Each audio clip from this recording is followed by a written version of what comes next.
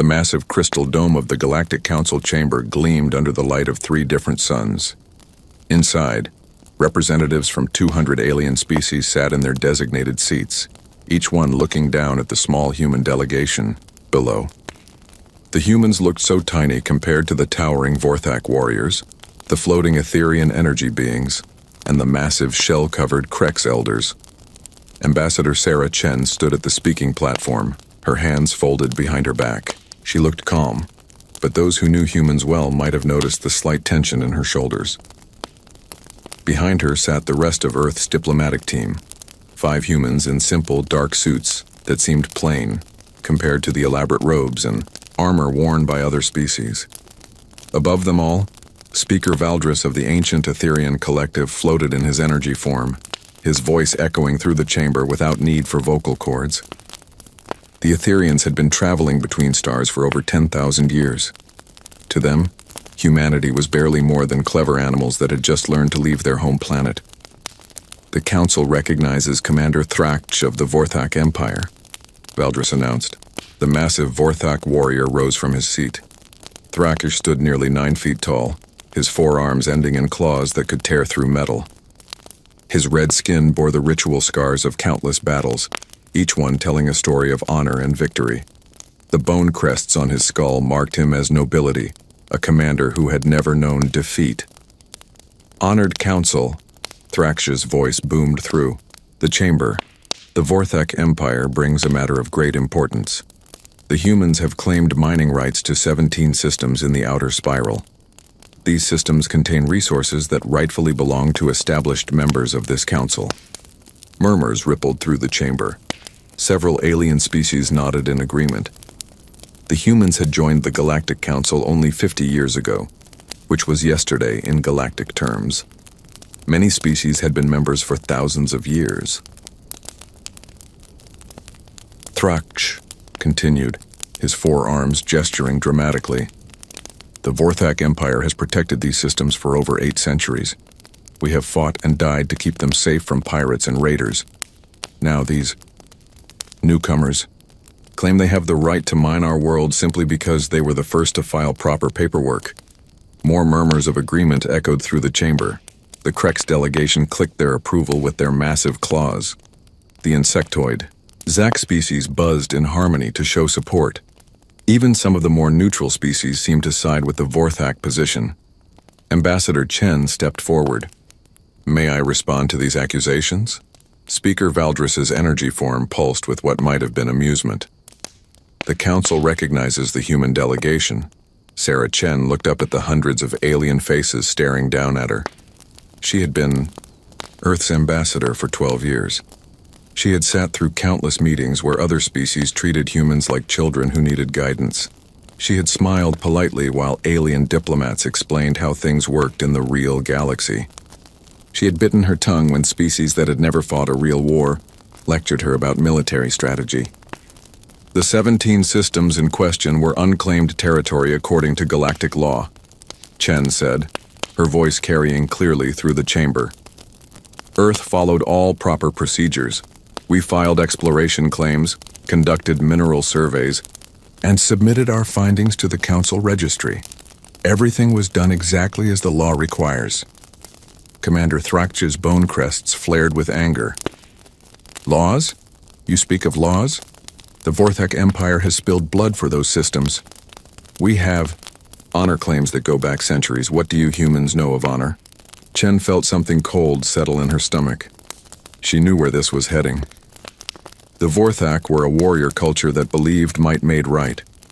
They respected only strength, and they saw humans as weak because Earth had never fought a major galactic war. We know enough about honor to follow the laws we agreed to when we joined this council, Chen replied.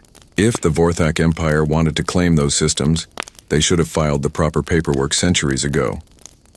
The chamber erupted in angry shouts and alien roars. Several species began arguing among themselves.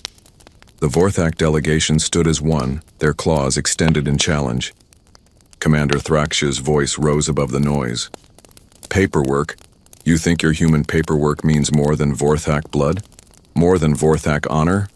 Speaker Valdris extended energy tendrils to restore order. The Council will maintain proper decorum. But Thraksh was beyond caring about decorum. His species had been warriors for thousands of years. They had conquered dozens of worlds through strength and courage. They would not be lectured by humans who had barely learned to leave their own solar system. The Vorthak Empire issues this ultimatum, Thraksh declared. The humans will withdraw their claims to all disputed systems within 30 standard days. They will pay compensation for the insult to Vorthak honor, and they will acknowledge that junior species do not challenge their betters.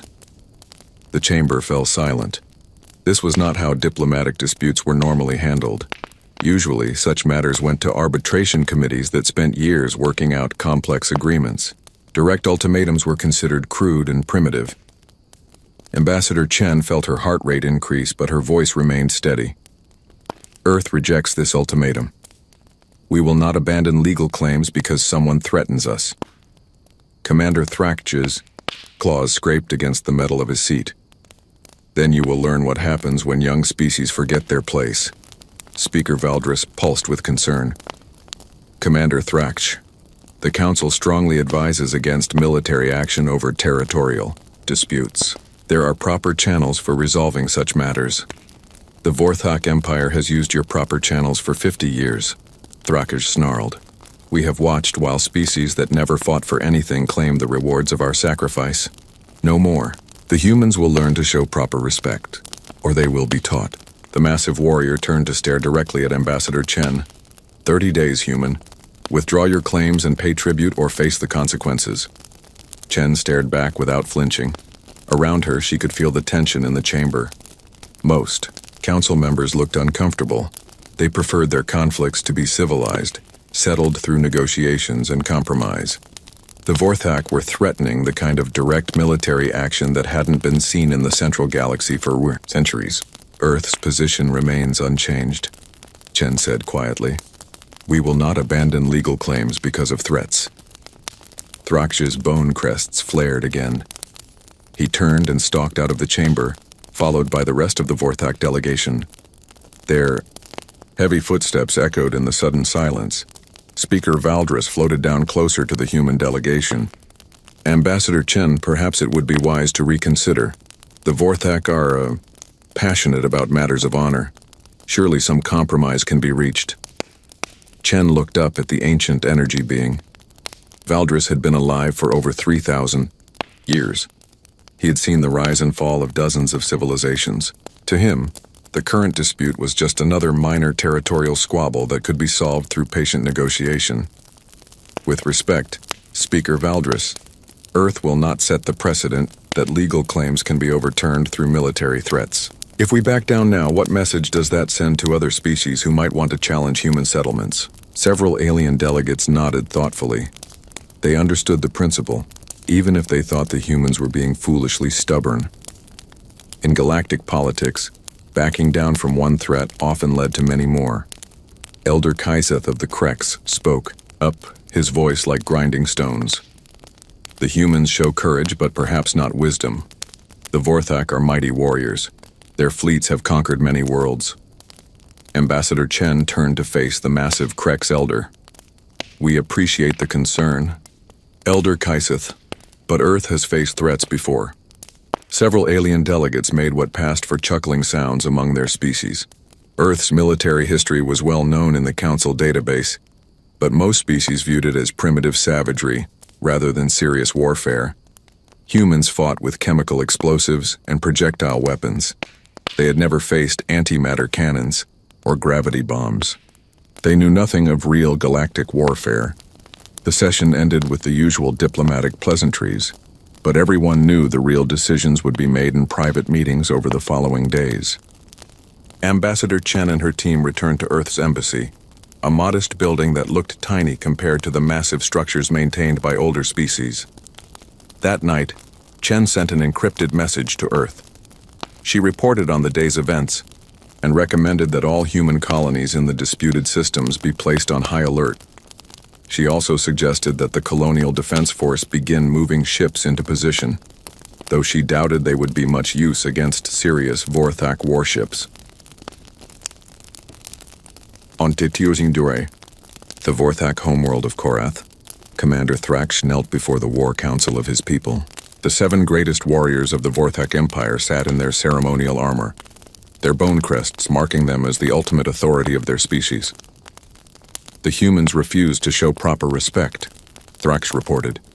They hide behind their paperwork and ignore the honor of our blood claims. War leader Drakmor, eldest of the council, leaned forward. His scars were so numerous they formed patterns across his red skin.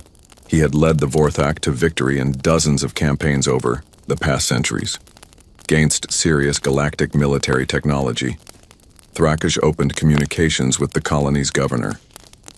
Human leader, I am Commander Thraksh of the Vorthak Empire. Your species has shown disrespect to ancient claims of honor. We are here to correct this mistake. Governor Martinez appeared on the communication screen.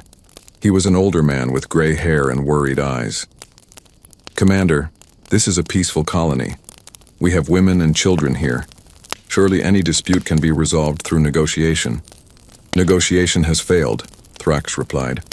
Your leaders chose defiance over wisdom. Now you will see the price of such foolishness. Evacuate all civilian areas. We will begin targeted strikes on military and industrial facilities in 1 standard hour.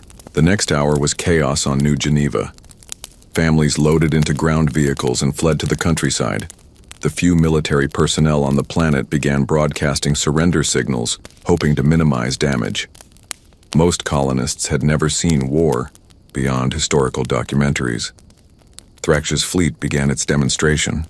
Plasma beams lanced down from orbit, destroying the small military base in seconds. The orbital station vanished in a brief flash of light. Industrial facilities were reduced to glowing craters. The strikes were precise and professional. The Vorthak weapons officers had centuries of experience. They could destroy a building without damaging structures next to it. This was meant to be a lesson, not a massacre. But technology, even advanced technology, sometimes fails. The targeting computer on Thraksh's flagship suffered a minor malfunction, the kind of small error that happens once in millions of operations. A plasma beam meant for a communications facility shifted 3 degrees off target. The beam hit the New Geneva Children's Hospital. 847 children died in that moment. They were playing in the recreation areas, sleeping, in their beds, being treated for minor illnesses and injuries. The plasma beam vaporized the entire building in less than a second. Thraksh stared at his tactical display in horror. The targeting officer checked and rechecked the readings, his claws shaking as he confirmed what had happened. Commander, the officer whispered, we hit a civilian facility, a medical center for younglings. Thraksh felt something cold settle in his chest. The Vorthak were warriors, but they were not monsters. They had codes of honor that went back thousands of years. The protection of younglings was sacred to all civilized species. Cease fire, Thraksh ordered. All ships, cease fire immediately. He opened an emergency channel to New Geneva's government center. Governor Martinez, there has been a terrible accident. One of our weapons malfunctioned. We struck a medical facility. Governor Martinez's face appeared on screen, streaked, with tears. The children's hospital, he whispered. You destroyed the children's hospital. Thraksh had never felt such shame in his life. Governor, please understand this was not intentional. Our targeting systems failed. We offer immediate medical assistance and full reparations according to Galactic law. But Martinez had already cut the communication. Within hours, news of the tragedy spread across human space. Images of the destroyed hospital appeared on every screen. Names and faces of the dead children were broadcast continuously. The galaxy watched as humanity mourned its young. Ambassador Chen received the news in her embassy office. She sat in silence for a long time, staring at the list of casualties. 847 names. 847 futures that would never be. Then she began making calls, first to Earth's government, then to military, commanders, then to contacts throughout human space. Each conversation was brief and quiet, but the message was always the same. The children were dead. Someone would pay. The Galactic Council immediately called for an emergency session. The Vorthak formally apologized and offered massive reparations. Commander Thraksh publicly took full responsibility for the accident. By every measure of galactic law and custom, the matter should have been closed. But humanity went silent. For 3 days, no human official made any public statement. Earth's embassy stopped taking calls from other species. Human colonies throughout. The galaxy ceased all normal communications. The silence was absolute and terrifying. On the 4th day, Ambassador Chen walked into the council chamber. She looked smaller and more fragile than ever, her face pale with grief. The entire gallery watched as she approached the speaking platform. The government of Earth accepts the Vorthak Empire's apology for the tragic accident at New Geneva, she said, her voice barely above a whisper. We acknowledge that the deaths were unintentional. Relief rippled through the chamber. The crisis would pass. Humanity would be reasonable. Chen continued. Earth hereby withdraws all territorial claims in the disputed systems. We will sign any peace treaty the Vorthak Empire desires. We want no further conflict with your people. Speaker Valdris pulsed with satisfaction. The Council is pleased that this matter can be resolved peacefully. Ambassador Chen, your species shows wisdom in choosing compromise over confrontation. Chen nodded slowly. We are, after all, just a young species. We have much to learn about how things work in the galaxy. She turned to leave, then paused. There is one small request. Earth would like to establish a memorial for the children who died. Something simple, just to help our people process their grief. We request 30 days to complete this memorial before signing the final peace accords. The request seemed entirely reasonable. Every species understood the need to mourn the dead. Granted, Speaker Valdris said immediately. Take whatever time you need. Chen bowed respectfully and left the chamber. Behind her, the various alien delegations began discussing how impressed they were with human maturity. The crisis had ended, with minimal fuss. None of them noticed that Chen never actually said what kind of memorial Earth planned to build. And none of them knew that Earth's military had been mobilizing for war since the moment the first child died on New Geneva. The Yapir, silence was about to end. And when it did, the galaxy would learn that humans did not build memorials out of stone. The human industrial complex had been quiet for 50 years. When Earth joined the Galactic Council, they had agreed to limit their military production in favor of trade and diplomacy. The massive shipyards that had built humanity's first interstellar fleet were converted to civilian use. Weapons factories became manufacturing centers for consumer goods. The galaxy saw this as proof that humans were learning to be civilized. But the galaxy had misunderstood what they were seeing. Admiral Marcus Rodriguez stood in the command center deep beneath Cheyenne Mountain, looking at screens that most humans had forgotten existed. He was 63 years old, with silver hair and scars on his hands from his time as a Marine. He had fought in the last colonial wars before Earth's admission to the Council, and he remembered what humanity was capable of when pushed to the edge. Status report, Rodriguez said to the room full of officers around him. Colonel Sarah Kim looked up from her tactical display. She was young for her rank, promoted quickly during the peacetime military. But her family had come from old Korea, and she understood what total war meant. All defense contractors have received activation codes, Kim reported. Lockheed Martin is retooling their civilian ship production. Boeing has recalled all their military engineers from retirement. The Russians have opened their sealed weapons facilities. China has activated their hidden shipyards. Rodriguez nodded. After joining the Council, Earth had signed treaties promising to limit military production. But humans had learned long ago never to completely disarm. Hidden facilities, maintained equipment, retired personnel who could be recalled in emergencies, all of it had been kept ready just in case. What about the colonies? Every human settlement outside the Sol system is evacuating non-essential personnel, Kim replied. The mining colonies are shipping their equipment to secure locations. Agricultural worlds are stockpiling food and medical supplies. Rodriguez walked to the main display screen, which showed the positions of every known Vorthak military asset in the galaxy. The alien empire was powerful. Their 12 battle fleets contained over 3,000 ships. Each one was larger and more advanced than anything in Earth's official navy. But Rodriguez wasn't looking at their official navy. "Give me the real numbers," he said quietly. Kim hesitated, then pulled up classified files that hadn't been opened in decades. "If we activate everything, Project Deep Strike has 1,800 ships ready for immediate deployment. Another 3,000 can be completed within 6 months. The weapons stockpiles contain enough antimatter warheads to glass every Vorthak world simultaneously." The other officers in the room fell silent. They had known about some of humanity's hidden military assets, but seeing the full scope was overwhelming. Earth had spent 50 years pretending to be a peaceful species, while secretly preparing for the kind of total war that most galactic civilizations had forgotten was possible. Rodriguez studied the numbers.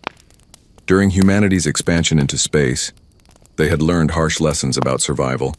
Pirates, hostile aliens, resource wars, humanity had faced them all. The Galactic Council offered peace and stability, but humans remembered that peace was something you prepared for by being ready for war. "What about the Vorthak response to our diplomatic activities?" Kim pulled up intelligence reports.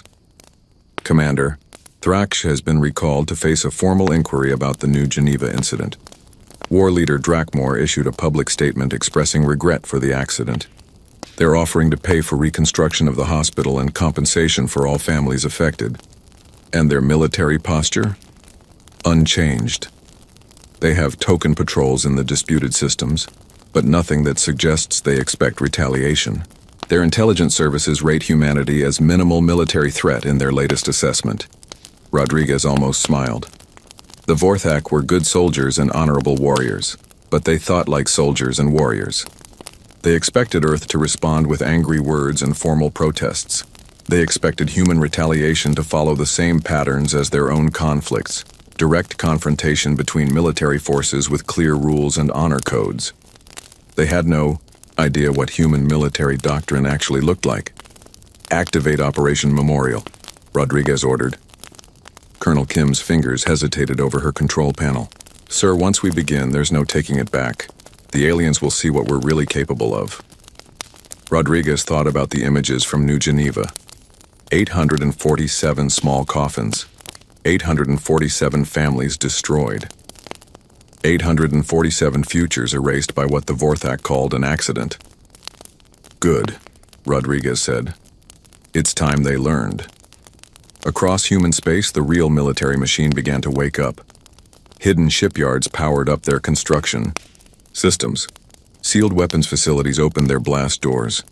Retired officers reported for duty. Scientists who had been working on peaceful research projects suddenly found themselves reassigned to military applications. But none of it was obvious from outside human space. The Vorthak intelligence services watched Earth's public activities and saw exactly what they expected to see: a grieving species trying to cope with tragedy through diplomacy. Human news broadcasts showed memorial services and calls for peace. Earth's official military remained at normal readiness levels.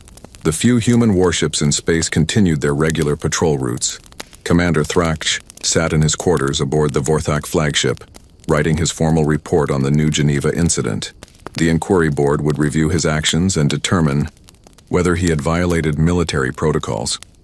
He expected to be relieved of command, possibly exiled from the warrior caste entirely. It was a heavy price to pay for an accident, but Thraksh accepted it. He had been responsible for the mission, and therefore responsible for its tragic consequences. That was the Vorthak way. Leaders took accountability for their failures. His aide entered the cabin and bowed respectfully. "Commander, we have received a message from the human ambassador." Thraksh looked up from his report. "What do they want now?" "Ambassador Chen requests a private meeting. She says Earth wishes to discuss the memorial arrangements and ensure they do not violate any Vorthak cultural sensitivities." Thraksh frowned. The request seemed reasonable, even thoughtful. Most species would want to ensure their memorials didn't accidentally insult the people involved in the tragedy. Schedule the meeting, Thraksh decided. And inform the ambassador that I will answer any questions she has about the incident. The families of the dead deserve to know exactly what happened. 3 days later, Ambassador Chen arrived at the Vorthak embassy on the neutral world of Kepler Station. She came alone, without guards or aides. She wore a simple black dress that humans traditionally used for mourning. Thraksh met her in a private conference room. Up close, the massive Vorthak commander looked even more imposing, but Chen noticed that his bone crests were dulled, a sign of shame among his people. Ambassador, Thraksh said formally, I want you to know that I take full responsibility for what happened on New Geneva. If I could trade my life for those children, I would do so without hesitation. Chen studied his face. She had read the intelligence files on Vorthak culture and psychology. Everything about Thraksh's posture and expression suggested genuine remorse. He was a warrior who had accidentally broken his own code of honor, and the guilt was eating him alive. I believe you, Chen said quietly. The technical analysis of your weapon systems confirms it was a malfunction, not intentional targeting. Thraksh's forearms relaxed slightly. Then, you understand that we are not monsters? That this was truly an accident? I understand. That you never meant to kill children, Chen replied. But Commander, I need you to understand something about humans. Intent doesn't matter when our children are dead. Something in her tone made Thraksh's warrior instincts activate. Chen still looked small and fragile, but there was something different about her now. Something cold. What exactly are you saying, Ambassador? Chen reached into her bag and pulled out a small device, a holographic projector. She activated it, and the air above the table shimmered with images. The first image showed New Geneva's Children's Hospital before the attack. Thraksh could see human younglings playing in the gardens outside, their parents watching nearby. It looked peaceful and innocent. The second image showed the same location after the plasma strike. Nothing remained but a crater of melted stone and metal. Emergency workers searched through the debris, but Thraksh could see from their posture that they weren't expecting to find survivors. 847 children, Chen said, her voice still quiet. The youngest was 2 years old. The oldest was 16. They died instantly, so they didn't suffer. I suppose that's something. Thraksh stared at the images, his shame growing heavier. Ambassador, we have offered full reparations. By Galactic law, Galactic law, Chen interrupted, was written by species that fight civilized wars. Species that have learned to limit casualties and follow rules of engagement. Species that see warfare as a game with winners and losers, not a matter of survival. The holographic images shifted, showing historical footage from Earth. Thraksh saw human cities in flames, massive armies marching across devastated landscapes, weapons that turned entire regions into wastelands. This is how humans learned to fight, Chen continued. Not with honor codes or limited objectives. We learned that when someone threatens your family, your children, your future, you don't try to win. You try to make sure the threat never exists. Again. Thraksh's claws extended unconsciously. His warrior training was telling him that he was in danger, but he couldn't understand why. Chen was unarmed, alone, and physically weak compared to him. Yet something about her presence was setting off every survival instinct he possessed. What are you saying? Thraksh asked again. Chen deactivated the holographic projector and put it away. When she looked up at him, her eyes were completely calm. I'm saying that you need to understand what kind of memorial we're building for those children, she said. It's not going to be made of stone or metal. It's not going to be, something you can visit or touch. She stood up and walked toward the door, then paused and looked back at him. Our memorial is going to be the complete certainty that no one will ever kill human children again. Ever. Because anyone who tries is going to discover what happens when you mistake human mercy for human weakness. After Chen left, Thraksh sat alone in the conference room for a long time. He tried to analyze what he had just heard, but it didn't make sense according to his understanding of human behavior. Humans were supposed to be reasonable, diplomatic, civilized. They were supposed to value life above conquest. He finally decided that Chen was simply speaking from grief and anger. Humans were emotional creatures, and the loss of so many younglings would naturally cause them to say things they didn't really mean. Thraksh filed a routine report noting that the meeting had gone well and that humans seemed committed to peaceful resolution of the crisis.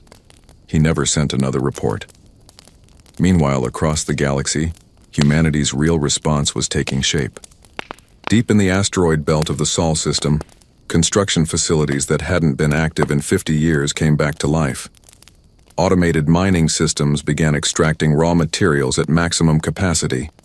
Assembly lines designed to build warships instead of civilian vessels started their production cycles. The ships being built were not like anything in the official human fleet. These were vessels designed according to Earth's actual military doctrine, not the limited designs they had shown to the Galactic Council. They carried weapons that most alien species had never imagined. Devices developed during humanity's expansion period when survival had depended on being more dangerous than anything else in space. Admiral Rodriguez watched the production reports with satisfaction. Within 6 months, humanity would have the largest space-based military force in known galactic history. More importantly, it would be a force designed for the kind of warfare that galactic civilizations had forgotten existed. Status on infiltration assets? Rodriguez asked. Colonel Kim pulled up a new set of displays. Special operations teams have been inserted into all major Vorthak systems. They're using captured alien technology to avoid detection. Current assets include 200 combat teams and 50 technical specialists. Rodriguez nodded. The infiltration teams were Earth's real masterpiece. While the galaxy saw humans as primitive because they used chemical explosives and projectile weapons, they had overlooked humanity's greatest military advantage: the ability to adapt and improvise. Human special operations soldiers had spent decades studying captured alien technology. They couldn't build antimatter weapons or gravity bombs, but they could steal them, modify them, and use them in ways their creators never intended. Any contact with Vorthak intelligence services? Negative. Their security systems are designed to detect other galactic standard technologies. They're not programmed to recognize human infiltration techniques. This was the fundamental mistake that every alien species made when analyzing human military capabilities. They judged Earth's forces by galactic standards: how many ships, what kind of weapons, which technologies they possessed. They never considered how humans actually fought when their survival was threatened. Humans didn't fight fair. They didn't follow rules of engagement unless forced to.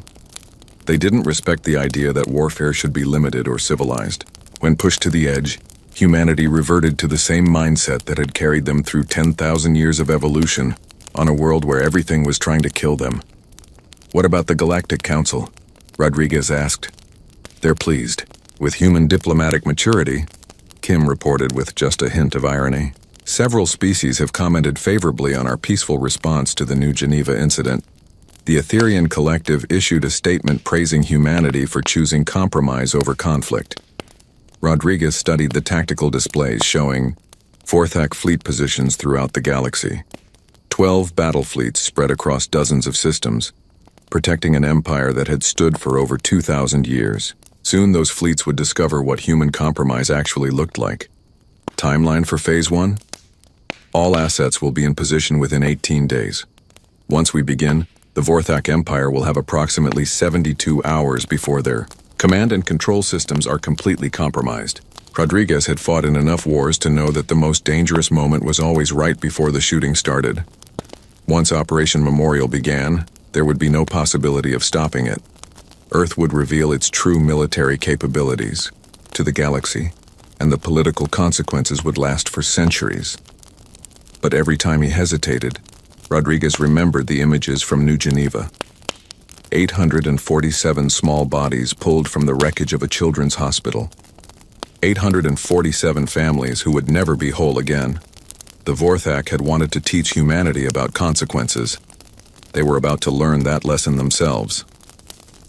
"Execute Phase 1, Rodriguez ordered. Across the galaxy, human infiltration teams received their activation codes. Ships that had been hiding in deep space for weeks began moving toward their targets. Weapon systems that existed only in classified files were loaded and armed. The memorial for the children of New Geneva was about to begin, and when it was finished, no one would ever mistake human grief for human weakness again. The first strike came without warning. The sacred world of Kortheval had been the spiritual center of the Vorthak Empire for over 1,500 years.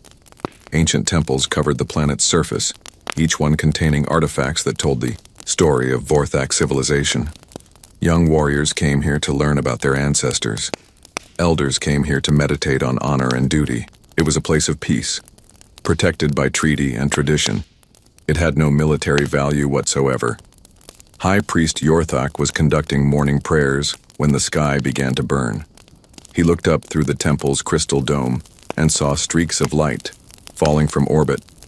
Not the gentle glow of normal spacecraft, but the harsh brilliance of objects moving at tremendous speed. The first impacts came in the northern continent. Yorthak felt the ground shake beneath his feet as massive explosions erupted hundreds of miles away. The crystal dome cracked, sending rainbow patterns across the temple floor. "What is happening?" whispered one of the younger priests. Yorthak activated the temple's communication system and tried to contact the orbital defense platforms. Static answered him. He tried the planetary government center. More static. Every frequency was either dead or filled with electronic noise. More streaks of light fell from the sky. This time they were closer. Yorthak realized with growing horror that someone was systematically destroying every important site on Kortheval, the ancient library where Vorthak military history was preserved. The monument gardens where the names of fallen warriors were carved in stone. The meditation centers where young Vorthak learned the philosophy of honorable combat. All of it was being erased. The final strike hit the great temple itself, the most sacred site in all of Vorthak space. Yorthak had just enough time to see a single object falling toward them, moving faster than anything he had ever imagined. The antimatter warhead vaporized the entire temple complex in a flash of light that could be seen from orbit. When the light faded, nothing remained but a crater of melted rock 3 miles wide. Similar strikes were happening across Vorthak space, not on military worlds or industrial centers, but on every planet that held cultural or spiritual significance to the Empire. Within 6 hours, 2,000 years of Vorthak civilization had been reduced to radioactive craters. War leader Drakmor received the first reports in his command center on the Vorthak homeworld. He stared at the tactical displays in disbelief, trying to understand what he was seeing. 18 sacred worlds, his intelligence officer reported. Complete destruction of all cultural sites. No military targets were engaged. No demands have been made. No one has claimed responsibility. Drakmor's claws scraped against his command chair. In all his centuries of warfare, he had never seen anything like this. Military strikes were supposed to have objectives: capture territory, destroy enemy forces, force surrender. This was something else entirely. What about our defensive fleets? Untouched. The attackers avoided all military installations. They only targeted... The officer hesitated. They only targeted places that matter to our people's identity. The communication system activated with an incoming transmission. Drakmor expected to see human military commanders demanding surrender, or perhaps Galactic, council mediators calling for peace talks. Instead, he saw a simple message in perfect Vorthak script. You killed 847 of our children. We have destroyed 847 of your most sacred sites. This is just the beginning. The transmission ended. Drakmor stared at the blank screen for a long moment. Then he began issuing orders. Contact all fleet commanders. Emergency mobilization of all military assets. Contact the Galactic Council and demand they order the humans to cease hostilities immediately. But even as he gave the orders, Drakmor knew they were pointless. His fleets were designed to fight other fleets, not to protect cultural sites scattered across dozens of worlds. And the Galactic Council had no enforcement power over species that chose to ignore their authority. For the first time in his long life, the greatest warrior of the Vorthak Empire felt truly helpless. The attack on the sacred worlds was only the beginning. Human infiltration teams had been positioning themselves throughout Vorthak space for weeks, using stolen alien technology to avoid detection. They carried weapons that no galactic civilization had seen before, devices that Earth's military engineers had developed by combining human innovation with captured alien technology. Captain Maria Santos led one of these teams on the Vorthak, military world of Garthek. She was 32 years old, a veteran of the colonial wars who had volunteered for the most dangerous mission of her career. Her team consisted of 12 special operations soldiers, each one trained to operate independently, behind enemy lines.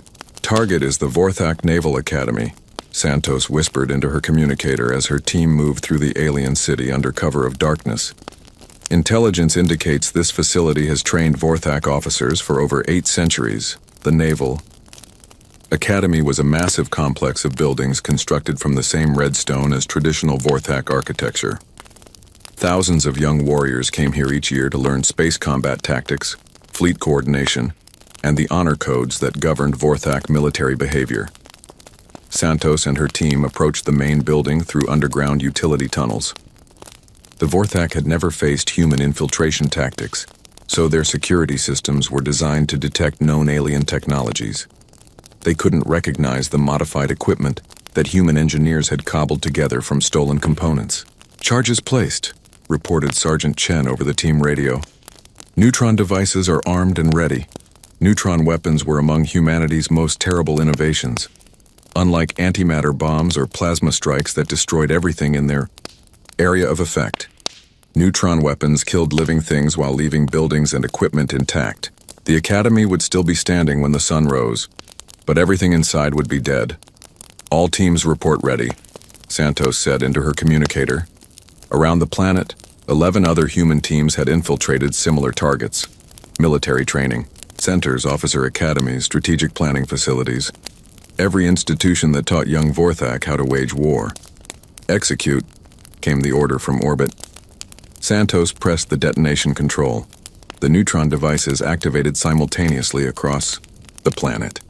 There were no explosions, no visible signs of destruction. The buildings remained intact. The lights still functioned. Even the computer systems continued operating normally. But everyone inside was dead. Santos and her team evacuated through the same tunnels they had used to infiltrate the Academy. By morning, they would be back aboard their stealth ship, heading to the next target on their list. The Vorthak would find the bodies eventually. Thousands of their finest young officers, their most experienced instructors, their brightest military minds, all dead without a mark on them. The facilities where they had trained warriors for centuries would be perfectly preserved, but completely empty. It would take the Vorthak Empire decades to rebuild their military leadership. By then, it might not matter. Similar operations were taking place throughout Vorthak space. Every military academy, every training center, every facility that produced the next generation of Vorthak warriors, all of them were being systematically eliminated. The humans weren't trying to destroy the Vorthak military directly. They were destroying its ability to regenerate itself. Admiral Rodriguez monitored the operations from his command center deep beneath Cheyenne Mountain. Status reports flowed across his screens as human teams completed their missions throughout the galaxy. Phase 2 complete, Colonel Kim reported. All primary objectives have been eliminated. Vorthak military training capacity has been reduced by an estimated 97%. Rodriguez studied the tactical displays. In less than 48 hours, humanity had crippled the Vorthak Empire's ability to maintain its military forces over the long term. But this was still just the beginning of Operation Memorial. Status on Phase 3 preparations? "All assets are in position," Kim replied. "We're ready to begin systematic elimination of Vorthak population centers." Rodriguez paused. Phase 3 would cross a line that couldn't be uncrossed. Up until now, human strikes had targeted military and cultural sites while avoiding civilian casualties. Phase 3 would change that calculus entirely. But then he remembered the children of New Geneva, and his resolve hardened. "Begin Phase 3, Rodriguez ordered. Across the galaxy, human battle fleets that had been hiding in deep space began moving toward their final targets. These were not the small ships that the Galactic Council knew about. but massive vessels built in secret over the past 50 years. Each one carried enough firepower to sterilize an entire planet. The Vorthak homeworld of Korath was the first to detect the approaching human fleet.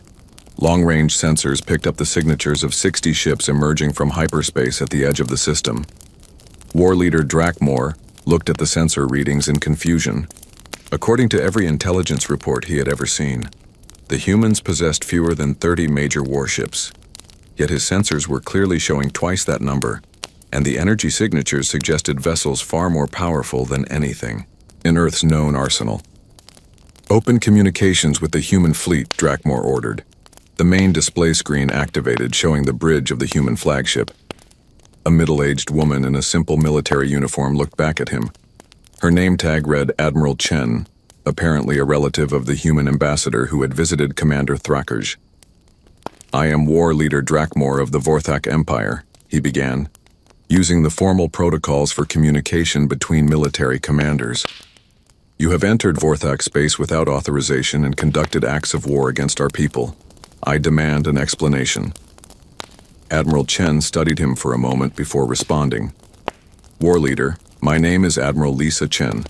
I'm here to deliver a message from the human government." "Then speak your message." "The message is very simple," Chen replied. "You killed our children. Now we're going to kill everything you care about. Your sacred worlds are gone. Your military academies are empty. Your cultural heritage has been erased. And now we're going to start on your civilians." Drakmor felt his blood freeze. "You cannot mean to attack defenseless populations. That would violate every law of civilized warfare." Admiral Chen's expression didn't change. "War leader, you seem to be under the impression that we're fighting a civilized war. We're not. This is what humans call total war. It means we don't stop until our enemy no longer exists as a functional civilization." The communication ended. Drakmor stared at the blank screen, trying to process what he had just heard. In all his studies of galactic military history, he had never encountered the concept of total war.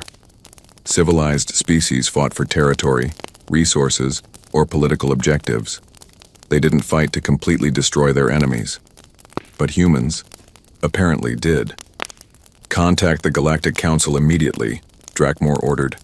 "Inform them that the humans are planning genocide against the Vorthak people. Demand immediate intervention." His communications officer tried for several minutes before reporting back. "War leader, I cannot establish contact with the council chambers. All communication frequencies are being jammed." Drakmor realized that the humans had planned for this contingency as well. They had isolated the Vorthak Empire from any outside help before beginning their final assault. The human fleet began moving toward Korath's population centers. Drakmor ordered his own fleets to intercept them, but he quickly discovered another unpleasant surprise. The human ships were faster than anything in the Vorthak arsenal, more maneuverable, better armed. They had been designed according to military principles that the Vorthak didn't understand, optimized for the kind of warfare that galactic civilizations had forgotten existed. When the two fleets finally engaged in battle above Korath, the result was not a fight but a massacre. Human ships moved through Vorthak formations like predators among prey, their weapons cutting through alien defenses as if they didn't exist. In less than 2 hours, the Vorthak home fleet, the pride of their empire, was reduced to debris floating in space. Admiral Chen opened communications again. "War leader, you now have a choice. You can evacuate your civilian population and surrender all claims to the disputed systems, or you can watch us reduce your homeworld to ash."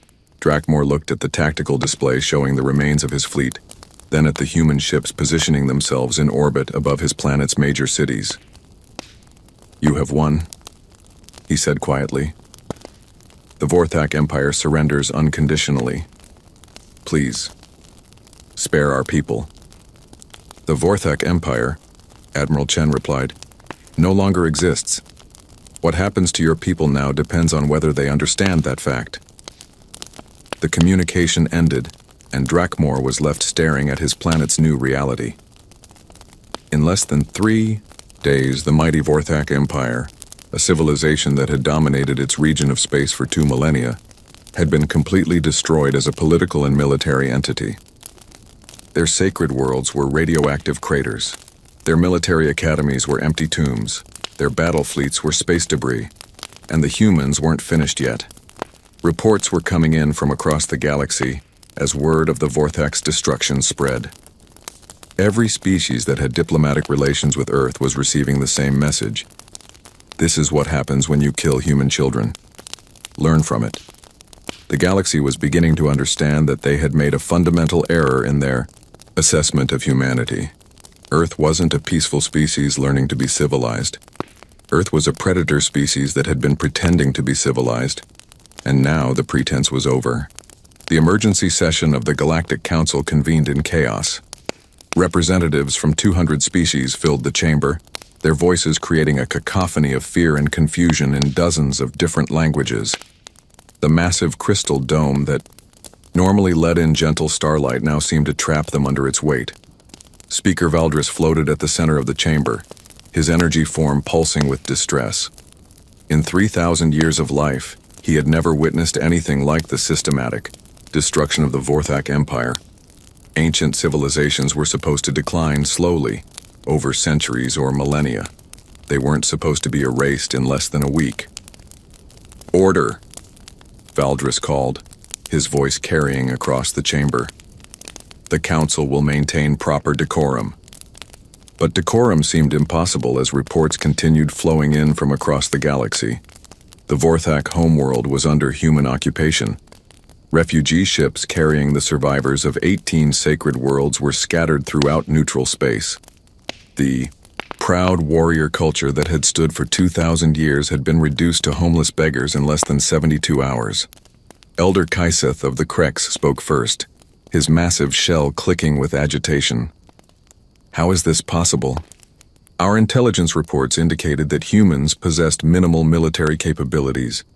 Their official fleet contained only 28 vessels." Ambassador Chen sat in the human delegation area, looking smaller and more fragile than ever. Behind her, the other human representatives watched the proceedings with calm expressions that somehow seemed more threatening than any display of anger. "The question," rumbled Ambassador Thexatar of the Zephyrian hegemony, "is not how they did it. The question is why they did it. This level of destruction goes far beyond any reasonable response to the New Geneva incident." Several species voiced their agreement. The accidental death of civilians during military operations was tragic but common in galactic warfare. Reparations were paid, apologies were made, and life continued. What the humans had done was completely unprecedented. "Perhaps," suggested diplomat Yathara of the Crystalline Union, "we should ask the humans to explain their actions." All eyes turned to Ambassador Chen. She stood slowly and walked to the speaking platform, her footsteps echoing in the sudden silence. When she reached the center of the chamber, she looked up at the hundreds of alien faces staring down at her. "You want to know why we destroyed the Vorthak Empire?" Chen said, her voice carrying clearly through the chamber. "The answer is simple. They killed our children." "But it was an accident," protested Counselor Vexthai of the Aquatic Coalition. Commander Thrakish himself admitted the targeting malfunction. Reparations were offered. Chen nodded slowly. "Yes, it was an accident. And yes, reparations were offered. Under galactic law, the matter should have been closed." She paused, letting her words sink in. "But you see, galactic law was written by species that have never faced extinction. Species that have never had to fight for their right to exist. Species that can afford to treat warfare as a game with rules and limits." The chamber fell silent as Chen continued. "Humans learned to fight on a world where everything was trying to kill us. We didn't have the luxury of civilized warfare. We didn't have honor codes or limited objectives. When something threatened our survival, we had two choices: destroy it completely, or be destroyed ourselves." Elder Kaiseth leaned forward. "But surely you understand the difference between individual survival and what you have done to the Vorthak." Chen looked directly at the massive Krex elder. "Do you have children, Elder Kaiseth?" The question seemed to catch him off guard. Yes. Many offspring. And if someone killed those offspring, even by accident, what would you do? I would seek justice through proper channels. File formal complaints. Demand reparations according to... You would follow procedures, Chen interrupted. Because your species has always been safe. Your homeworld is protected. Your children grow up without fear. You can afford to trust in systems and laws because those systems have never failed you. She turned to address the entire chamber. Humans cannot afford that luxury. Our history is written in the blood of children who died because their parents trusted that others would protect them. We learned, through 10,000 years of war and genocide and extinction events, that when someone kills your young, you don't negotiate with them. You ensure they never have the opportunity to do it again. The silence in the chamber was absolute. The Vorthak Empire no longer exists, Chen continued, because we wanted to send a message to the galaxy. The message is this: human children are not acceptable casualties. They are not collateral damage. They are not the price of doing business.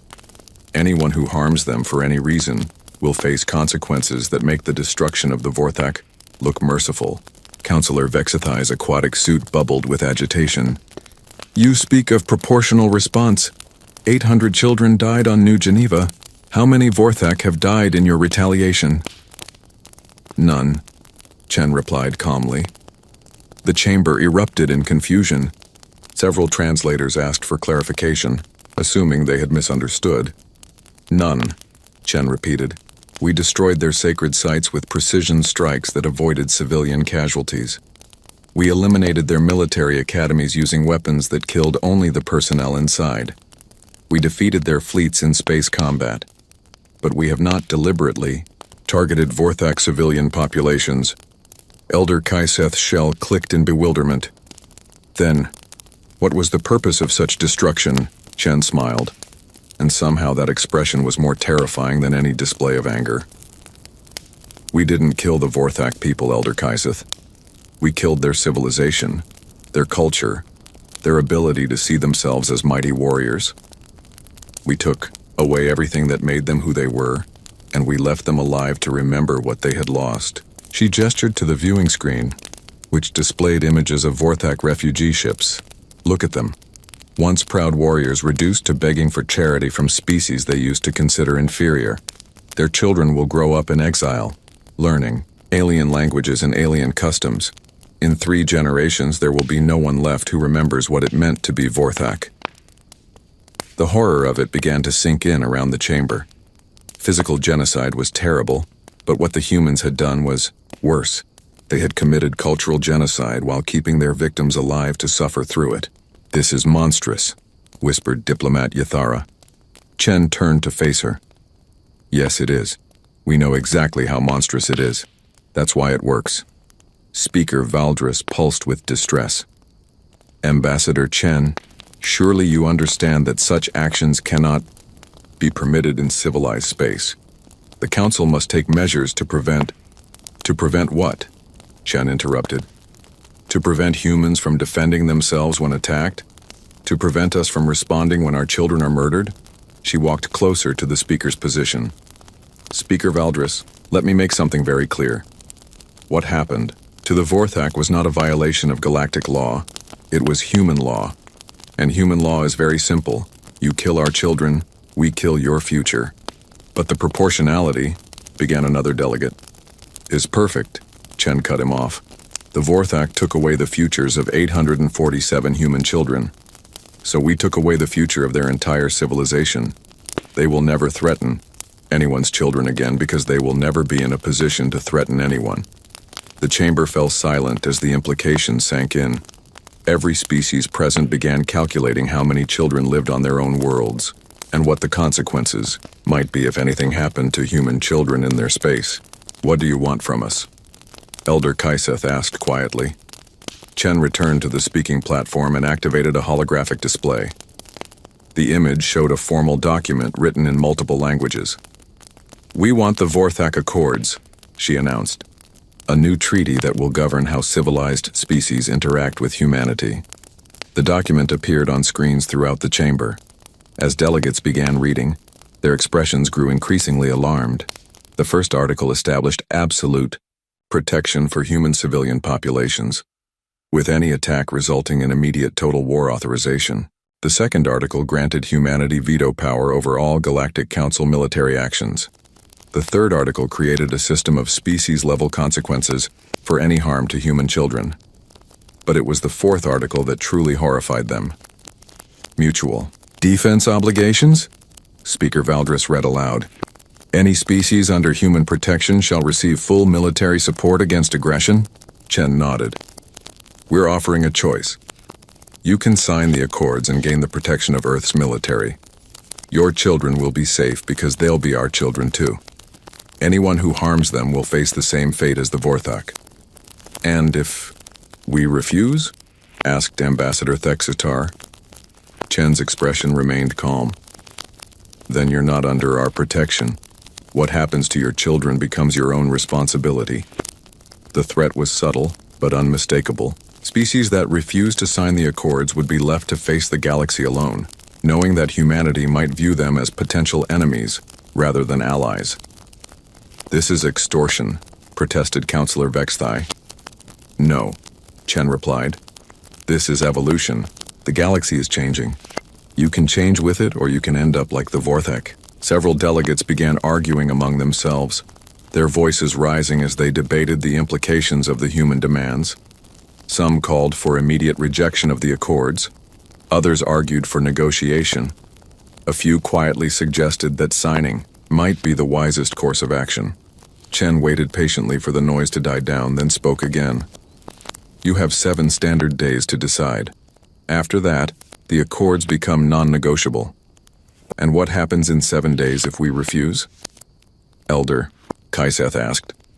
Chen looked around the chamber, meeting the eyes of representatives from dozens of different species.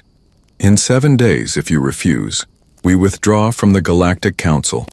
We close our borders to all alien contact, and we begin preparing for the day when one of your species makes the same mistake the Vorthak made. The silence that followed was deafening. You would cut yourselves off from galactic civilization? Speaker Valdris asked in disbelief. If necessary, Chen replied. Humans survived 10,000 years before we knew aliens existed. We can survive 10,000 more if we have to. The question is whether you want to be our partners in building a safer galaxy, or whether you want to be potential threats that we have to plan for. As the implications sank in, delegates began to realize the true scope of the choice they faced. The humans weren't just demanding specific concessions, they were reshaping the entire foundation of galactic politics.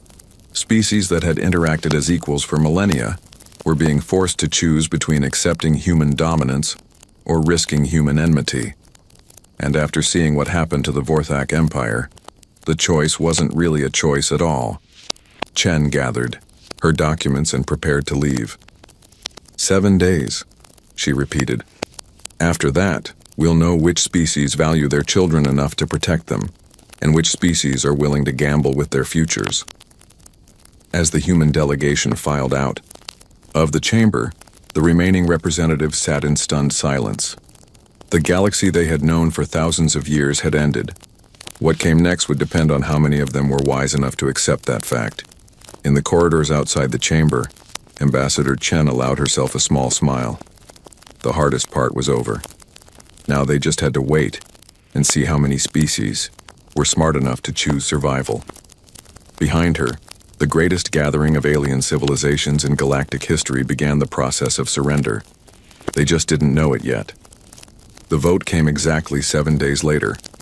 Ambassador Chen walked into the Galactic Council chamber and found something she had never seen before.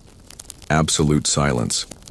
No side conversations between delegates, no shuffling of documents, no ambient noise of translation devices. 200 of the galaxy's most powerful species sat in perfect quiet, waiting to discover what their future would look like. Speaker Valdris floated at the center of the chamber, his energy form more subdued than Chen had ever seen it. The ancient being who had witnessed the rise and fall of countless civilizations looked older somehow, as if the weight of the decision ahead had aged even his immortal essence. The council will come to order, Valdris announced, his voice carrying across the silent chamber. We gather today to vote on the Vorthak Accords as proposed by the human delegation. Chen took her seat in the human section and watched as holographic displays activated throughout the chamber. The Accords appeared in every known galactic language, their terms stark and uncompromising in any translation. Over the past 7 days, every major government in the galaxy had debated the human demands. Some had called emergency sessions of their highest councils. Others had consulted ancient advisors who had lived through previous galactic crises. A few had even attempted to build military alliances that might allow them to resist human pressure. But in the end, they all reached the same conclusion that Elder Kaiseth had voiced in a private meeting the day before. We can submit to human terms, or we can end up like the Vorthak. There is no third option. Before we proceed to the vote, Speaker Valdris continued, I will note that several species have requested permission to address the Council. Ambassador Thextar of the Zephyrian hegemony rose from his seat. His species had been spacefaring for over 5,000 years, longer than almost any other civilization in the galaxy. When he spoke, his words carried the weight of eons. Fellow delegates, Thextar began, I have lived through 7 major galactic conflicts in my lifetime. I have seen empires rise and fall, species ascend to greatness or decline into obscurity, but I have never witnessed anything like what the humans have accomplished in the past week. He paused, looking around the chamber. The Vorthak Empire was not some minor power. They controlled over 400 star systems. Their military had never known defeat. Their culture had survived for 2 millennia, and the humans erased all of it in less than 72 hours. Murmurs rippled through the chamber. Everyone knew the facts, but hearing them stated so bluntly made them more frightening. Some of you may be wondering if we should resist these human demands, Thextar continued. Let me share what my government's military analysis concluded. A holographic display activated above his seat, showing tactical projections that made several delegates gasp. In a theoretical conflict between humanity and the rest of the galaxy combined, human forces would achieve total victory within 6 months, not because they have more ships or better weapons, but because they understand warfare in ways we have forgotten. The display shifted to show footage from the destruction of Vorthak's sacred worlds. They don't fight to win territory or gain resources. They fight to eliminate threats permanently. They don't follow rules of engagement that limit civilian casualties. They target the things their enemies care about most. And they don't stop until their enemies no longer exist as functional civilizations. Thextar deactivated the display and looked directly at Ambassador Chen. The Zephyrian hegemony will vote to accept the Vorthak Accords, not because we approve of human methods, but because we are wise enough to recognize superior force when we see it. He sat down to scattered murmurs of agreement from around the chamber. Elder Kaiseth spoke next, his massive Krex shell reflecting the chamber's lighting. I am old enough to remember when the galaxy was a more violent place, he rumbled. Wars between species were common, planets were burned, populations were enslaved. It took millennia of evolution for us to develop the civilized society we now enjoy. He gestured toward the human delegation with one of his claws. The humans remind us that civilization is not a natural state. It is something that must be protected. And sometimes, protection requires the threat of overwhelming violence. Kaiseth's shell clicked thoughtfully. My species has been debating these accords for 7 days. We have considered the philosophical implications, the political consequences, the moral dimensions. But in the end, we keep coming back to one simple fact. Under human protection, our children will be safer than they have ever been. The Elder's voice grew stronger. The Krex Coalition votes to accept the Vorthak Accords. We welcome Earth as the galaxy's protector, because we understand that true protection requires the willingness to be absolutely ruthless toward those who threaten the innocent. One by one, other delegates rose to announce their positions. The Crystalline Union voted to accept, citing the need for stability in uncertain times. The Aquatic Coalition voted to accept, acknowledging that their pacifist philosophy required someone else to provide security. The Insectoid Collective voted to accept, arguing that the survival of their hive required pragmatic decisions. As the votes accumulated, it became clear that the galaxy had made its choice. Some delegates spoke of reluctant acceptance. Others praised human strength. A few admitted that they were simply afraid of what might happen if they refused. But they all voted the same way. Finally, Speaker Valdris called for the formal tally.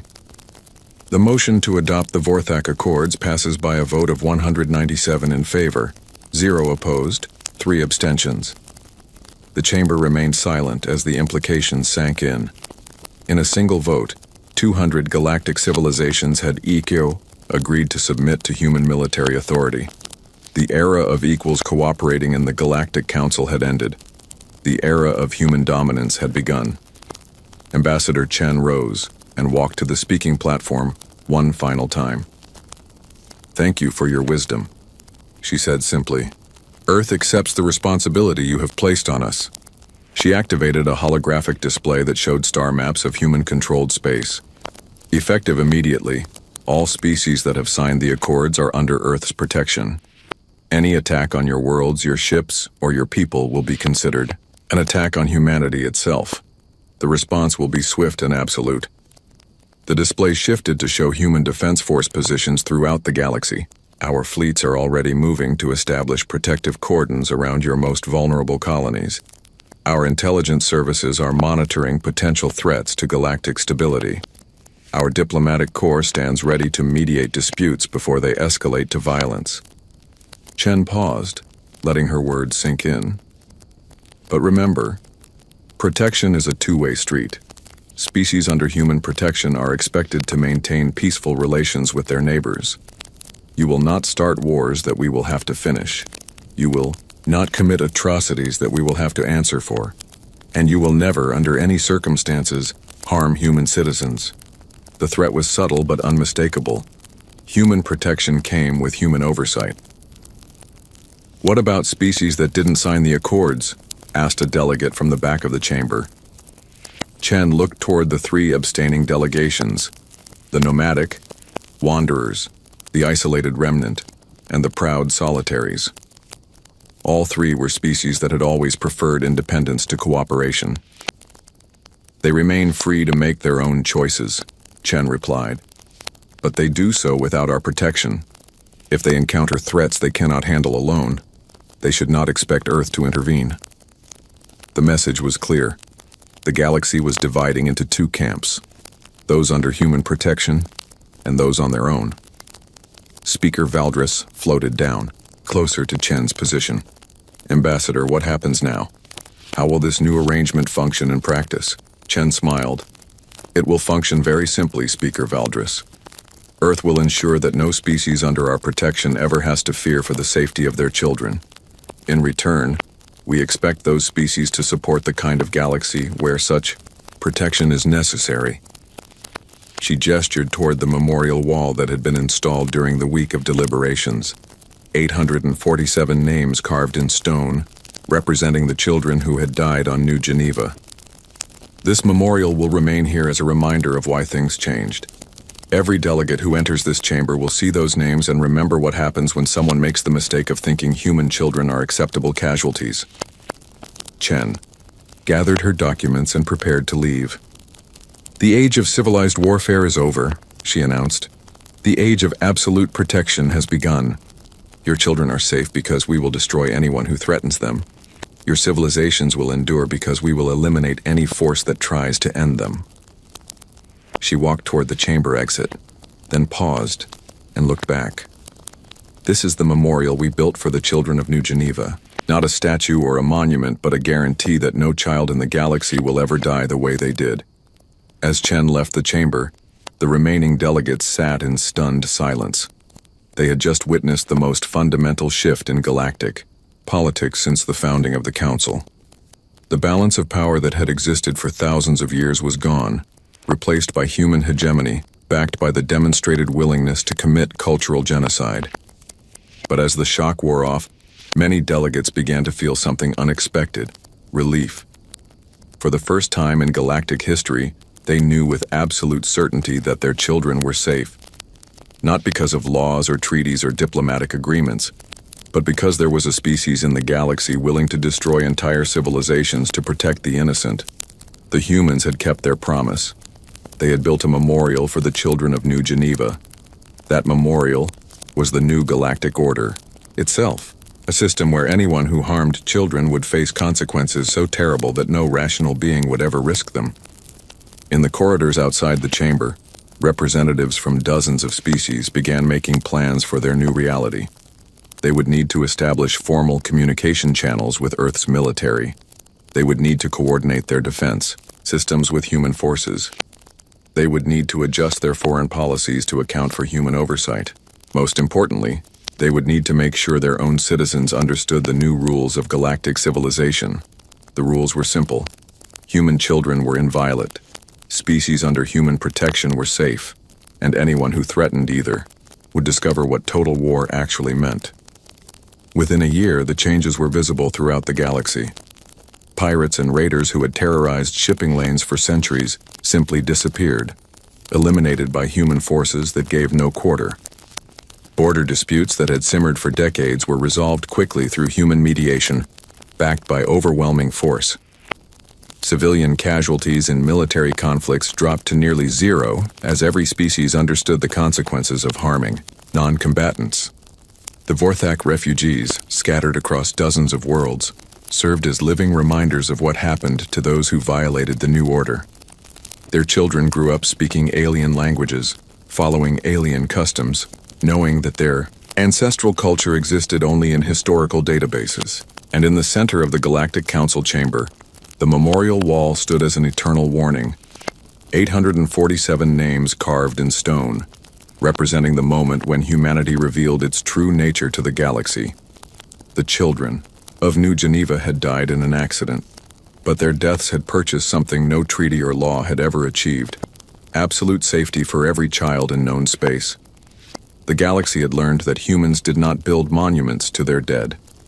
They built certainties.